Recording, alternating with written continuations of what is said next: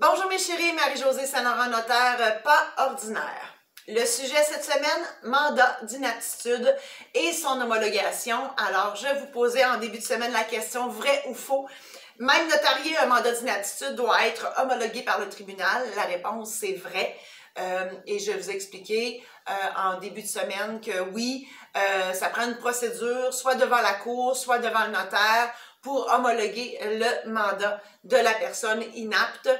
Parce que, qu'il soit acheté en librairie ou qu'il soit devant notaire, parce que, en fait, quand une personne est déclarée inapte, elle perd ses pouvoirs, elle devient comme une roche. La roche a besoin de soins et a besoin de quelqu'un pour gérer ses affaires. Le législateur a décidé que c'était assez important pour que ça passe soit devant le juge ou devant le notaire accrédité. C'est pas tous les notaires qui font ça. Et donc, le processus à suivre, c'est premièrement, d'obtenir une évaluation médicale du médecin et une évaluation psychosociale de la travailleuse sociale. Et ces deux documents-là doivent démontrer que la personne que vous soupçonnez être inapte le soit réellement. Ces deux documents-là sont remis au notaire de votre choix pour faire une recherche de mandat à la Chambre des notaires du Québec et au Barreau du Québec, parce qu'on doit démontrer aussi que c'est le dernier mandat que la personne avait fait. Vous comprenez l'importance de le faire devant un notaire, parce que cette information-là est accessible par tous les notaires du Québec auprès du registre de la Chambre des notaires. Donc, une fois qu'on a en main la preuve médicale, psychosociale que la personne elle est inapte, la preuve aussi de la Chambre des notaires et du Barreau du Québec à l'effet que c'est le document qu'on a dans les mains, c'est le dernier qu'elle a fait, eh bien, on prépare une requête et on présente ça soit au tribunal ou c'est le notaire accrédité qui fait tout ça. Soit le greffier ou le notaire va aller interroger la personne inapte pour constater de ses yeux l'état de santé de cette personne-là. Et suite à ça, il va y avoir un jugement de rendu.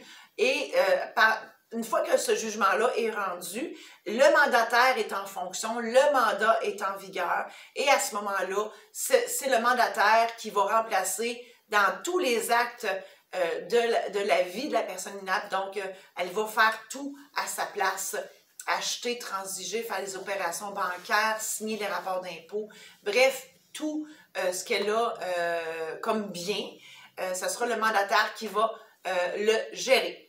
Alors, moi, ma mission de vie, c'est de vous préparer, de vous offrir des outils, de vous faciliter la vie avec mes outils simples et faciles, clairs.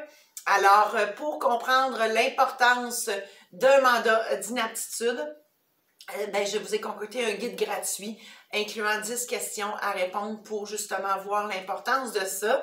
Et si vous êtes prête à l'action, donc de faire votre mandat d'inaptitude, d'obtenir votre mandat d'inaptitude, je vous offre un programme en ligne, comment préparer votre mandat d'inaptitude dans le confort de votre foyer et à votre rythme. Et à l'achat de ce programme en ligne-là, je vous offre mon 3e tome, version numérique.